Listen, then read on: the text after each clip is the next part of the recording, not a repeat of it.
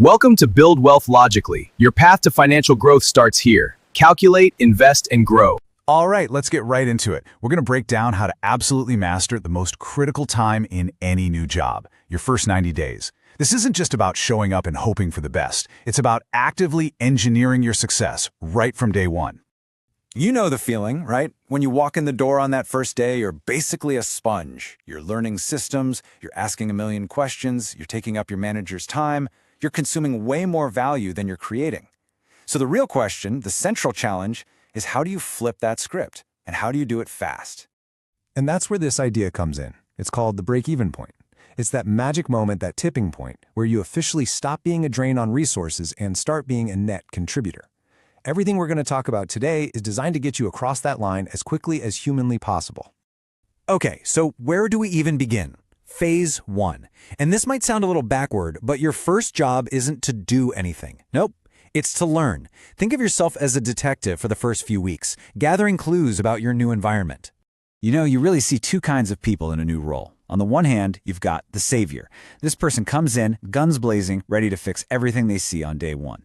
But they don't get the culture, and they usually just end up stepping on toes and making a mess.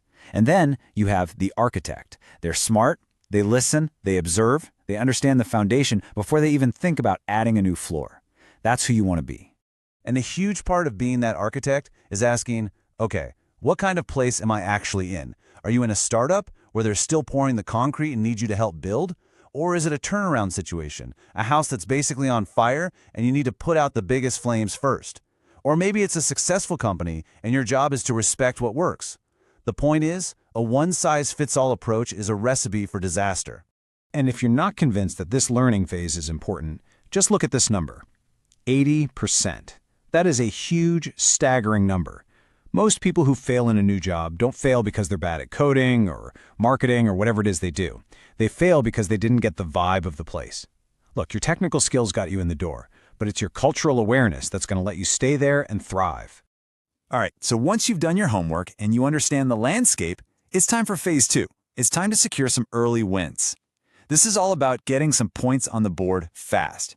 It's about building credibility and creating this wave of positive momentum that you can ride for months. I love this quote because it is so true. The stakes in those first few weeks are incredibly high. You're not expected to save the company in your first 30 days. That's not the goal. The goal is to not screw up, right? It's about showing people, hey, hiring me was a really good idea. So what are we really talking about here? What's an early win? It doesn't have to be some earth-shattering project. Think about that one annoying spreadsheet that everyone hates updating every week. Be the person who automates it. Or that bug that's been sitting in the backlog for like 6 months. Squash it. The key is, it has to be visible, and it has to make life just a little bit better for the people around you. And just look at the effect this has on your credibility. It's not a small bump. It literally skyrockets. This creates what we call a virtuous cycle. It's a feedback loop, right?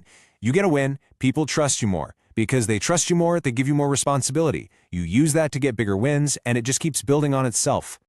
Okay, this brings us to the final piece of the puzzle, and it is absolutely crucial. Phase 3, alignment. Because let's be real, success is a team sport. You can be the smartest person in the room, but if your boss, your team, and your clients are all on completely different pages, you are going nowhere fast. And this table right here, this is a perfect recipe for disaster. It shows you exactly what misalignment looks like in the wild. You're thinking, cool, I'll send my boss an update every other week. Meanwhile, your boss is sitting there stewing thinking, why haven't I heard from them today?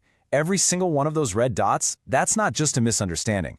That is a future argument, a future headache, just waiting to happen. So what's the goal here? It's simple. You have to find these little friction points on paper and the data before they turn into big, messy conflicts between actual people. You have to drag those hidden expectations out into the light of day and turn them into clear, spoken agreements. All right, let's wrap this all up into something you can actually use day to day. How do you keep track of all this stuff? Well, you build yourself a little dashboard. It's your personal scoreboard for the first 90 days, keeping you focused on what really matters. And this is basically it. It's your personal checklist for success. You just ask yourself these questions every week. Is my game plan right for this specific company? Do the important people have my back? Have I actually gotten a couple of those early wins we talked about? And this last one is super important.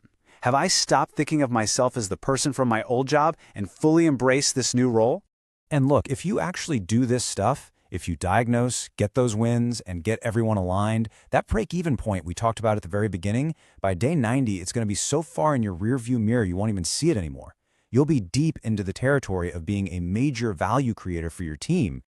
So, I want to leave you with this. What you do in these first 3 months, it doesn't just set the tone for the next year. It can literally set the foundation for the next decade of your career. No pressure. So the question isn't if you should find an early win. The question is, what's it going to be? If you believe wealth should be engineered, not guessed, like this video, subscribe, and hit the notification bell so you never miss the next strategy.